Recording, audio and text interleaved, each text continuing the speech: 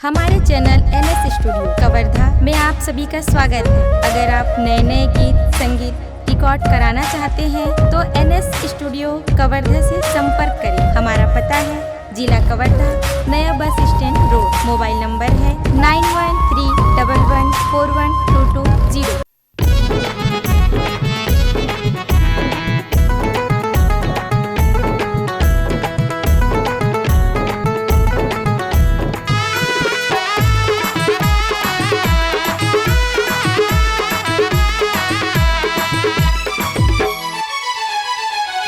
नमर का पिपरिया कंवरधा बाजार, कखनी कड़ा सुन्नौ लखिया के हाथ। नमर का पिपरिया कंवरधा बाजार, कखनी कड़ा सुन्नौ लखिया के हाथ।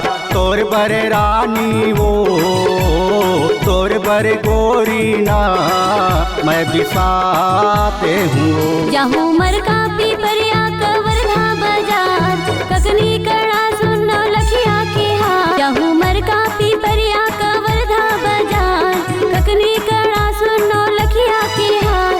मोर बर राजा गा, मोर बर जोड़ी ना, बिसा दे बिना।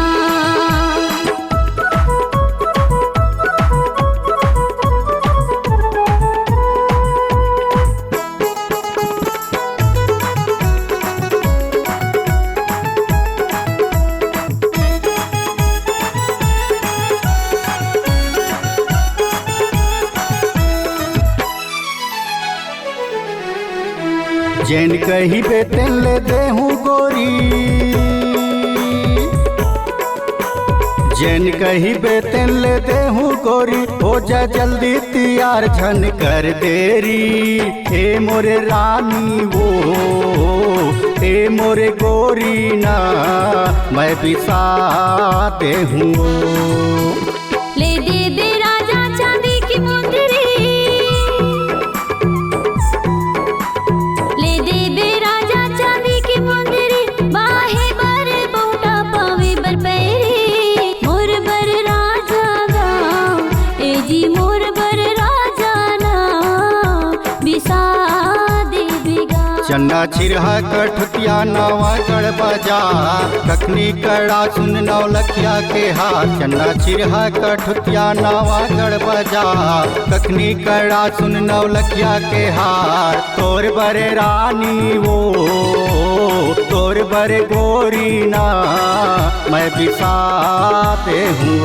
जाहू छिरहा कठुतिया नवागढ़ बाजार, कखनी कड़ा सुन्ना लखिया के हाथ। जाहू छिरहा कठुतिया नवागढ़ बाजार, कखनी कड़ा सुन्ना लखिया के हाथ। मोर बर राजा गा, मोर बर जोड़ी ना, बिसा दे बिना।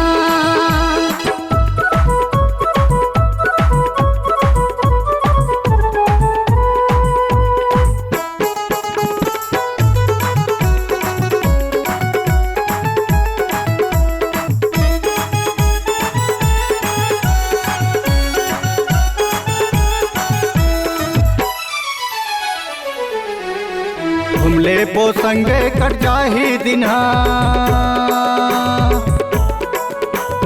घुमले पो संगे कट जाही दिनहा। ले ले न रानी माया के चिन्हा। तोर बरे रानी वो तोर बरे गोरी ना, भारी माया लागे वो। लाली के लुगरा लाली के फूल खा, लाली के लुगरा लाली के फूल खा। बिसा दे लगा माया की चिन्हा। हे मोर राजा गा, हे मोर जोड़ी जी, तुला माया लागे ना। जलमा थानी धौरा बनता मापुर बाजार, कखनी कड़ा सुन नौ लखिया के हार। तोर बरे रानी वो तोर बरे गोरी ना, मैं बिसाते हूँ। जाहू मथानी धौरा बन दामापुर बाजार, कखनी कड़ा सुन्नौ लखिया के हाथ। मोर बर राजा गा, मोर बर जोड़ी ना, बिसा दे बिना। मैं बिसा दे हूँ तै बिसा दे बेगा मैं ले दे हूँ